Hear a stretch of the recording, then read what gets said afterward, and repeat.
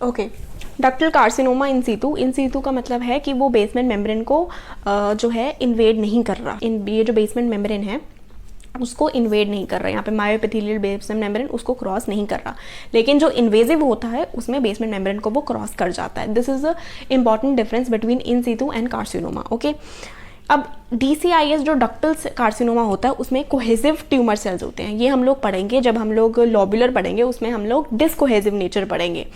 जो लॉब्यूलर कार्सिनोमा है इन सीतू का, उसमें कोहेसिव का मतलब है कि वो आपस में चिपके हुए हैं, आपस में वो इंटरसेलुलर कनेक्शंस हैं उनके, लेकिन जो लॉब्यूलर है उसमें हम पढ़ेंगे कि उसमें डिसकोहेसिव है। ये इंपॉर्टेंट डिफरेंसेस याद रखने हैं। ऑलराइट, नेक्स्ट जो है कि 5% जो ब्रेस्ट कैंसर्स हैं जो अनस्क्रीन्ड में होते हैं। अनस्क्रीन मतलब कि हमने उसकी मैमोग्राफी या स्क्रीनिंग नहीं की, तो उसमें 5% ऑफ द हमें ये कैंसर मिल जाता है DCIS। लेकिन अगर हम स्क्रीन कर दें, हम लोग उनको चेक करें, हम उनका मैमोग्राफी वगैरह करें, तो उसमें 30% फीमेल्स में ये निकल आता है। अब इसमें होता क्या है, मैलिग्नेंट प्रोलिफरेशन हो रही है। ऑब्वियसली कार्सिनोमा है तो मैलिग्नेंट होगा, तो malignant proliferation of cells in ducts and lobules, ducts में भी और लॉब्यूल्स में भी। ये नहीं है कि सिर्फ और सिर्फ डक्ट्स में हो रही है, ठीक है।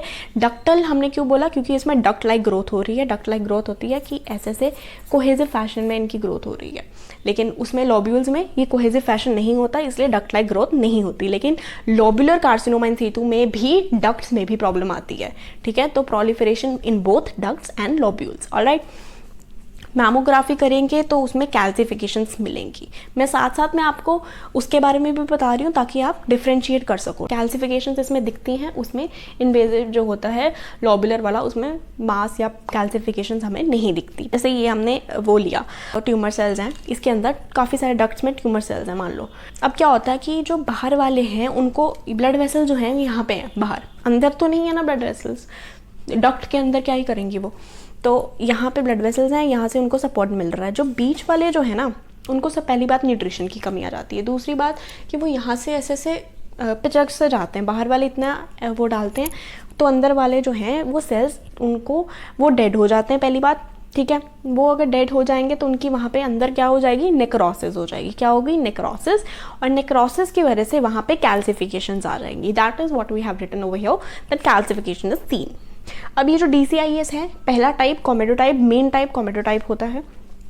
कॉमेडोटाइप में वही जो मैंने आपको अभी बताया कि हाई ग्रेड सेल्स मतलब उनका ट्यूमरस सेल्स हैं, ठीक है, बहुत सारे ट्यूमरस सेल्स हैं with necrosis in the centre. Necrosis हो गई सेंटर में, क्यों, क्योंकि जो इनर सेल्स हैं उनके अंदर उनको एक तो न्यूट्रिशन नहीं मिला और बाहर वालों ने उनके ऊपर दबाव डाल दिया, ठीक है। तो उनकी क्या होगी, necrosis in the centre and calcification in the centre of duct. तो और यहाँ पे जहाँ पे नेक्रोसिस हुई है ना, ये वाले एरिया में नेक्रोसिस हुई है, तो यहाँ पे बीच में, एकदम बीच में उनकी कैल्सिफिकेशन हो जाएगी, डिस्ट्रॉफिक कैल्सिफिकेशन। ओके, डिस्ट्रॉफिक मतलब कि उनको न्यूट्रिशन नहीं मिल पाया, इसलिए वहाँ पे कैल्सिफिकेशन हो गई।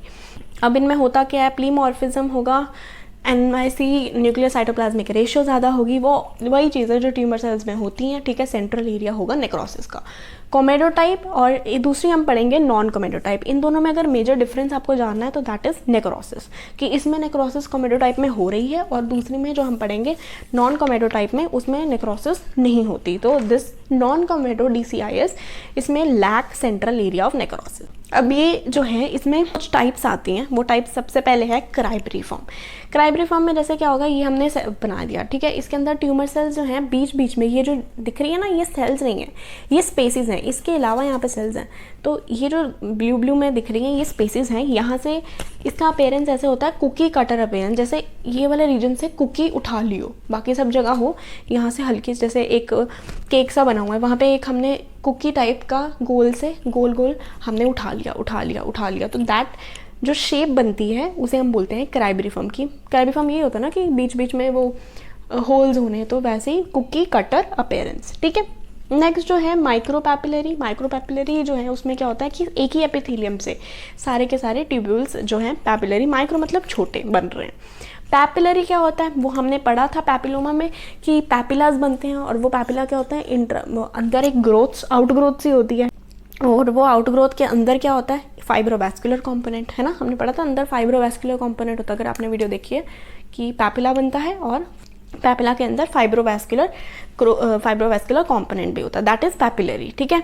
देन इट्स सॉलिड, सॉलिड का मतलब है बिल्कुल ही कैंसर ने, ये जो पूरी की पूरी डक्ट है उसमें कैंसर ने फिल कर दिया अपने आप को, तो that is ductal solid. Solid में कैंसर फिल्स द और डक्ट को स्ट्रेच कर देता है। तो ये टाइप्स है नॉन कॉमेडो में, जिसमें क्या नहीं होती, नेक्रोसिस नहीं होती। With this fact it is differentiated from the comedo type.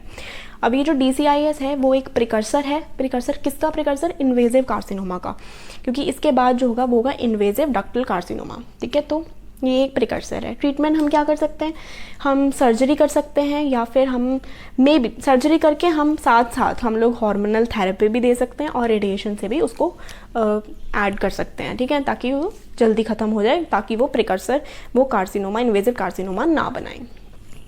क्या फॉर्म्स पढ़ी हमने? क्राइब्रिफ्रॉम, माइक्रोपैपिलरी, पैपिलरी और सॉलिड। और कोमेडोटाइप में क्या किया? नेक्रोसिस कर दी। क्यों? मैंने आपको बता दिया कि अंदर वाले सेल्स की डिस्ट्रॉफी हो जाती है, न्यूट्रिशन नहीं मिल पाता, इसलिए वो वहाँ पे नेक्रोसिस हो जाती है, उसके बाद वहाँ पे कैल्सिफिकेशन हो जाती है। कोहेसिव टाइप का है ये, आप डक्ट लाइक, क्योंकि डक्ट लाइक है तो डक्ट लाइक आपको पता होना चाहिए, डक्ट्स में ये जो सेल्स हैं जब डक्ट बनाएंगे तो आपस से जुड़े हुए होंगे, तो दैट इज कोहेसिव टाइप। और इन सितु का मतलब है कि इन्वेजन बेसमेंट मेम्ब्रेन की नहीं हो रही। So this is all about DCIS. If you have any query you can ask, and if you like the video please subscribe. Thank you.